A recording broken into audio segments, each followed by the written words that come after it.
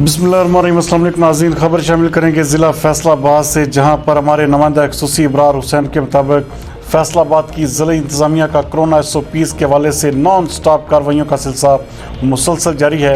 आज भी deputy commissioner Mohammad Ali ने अचानक इंस्पेक्शन करते हुए समुद्री रोड पर 2 शादी हाल, ताजमहल और मक्का मार्की को लॉकडाउन के बावजूद शादी की तकरीब मुनक़्क़द करने और कोरोना SOPs की खिलाफ वर्जी पर सील करा दिया, जबकि दोनों शादी हाल्स की इंतज़ामिया के खिलाफ मुकदमात के इंदराज का हुक्म भी दे दिया गया है।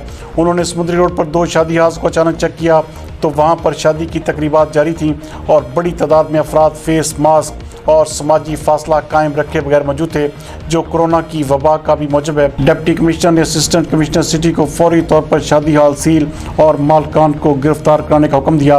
उन्होंने शादी हाल्स की इंतजामिया से कहा कि वो लॉकडाउन और कोरोना SOPs पर पाबंदी को यकीनी बनाएं, बसूरत दीगर कानूनी कार्रवाई से किसी भी तरह गुरेज नहीं किया जाएगा।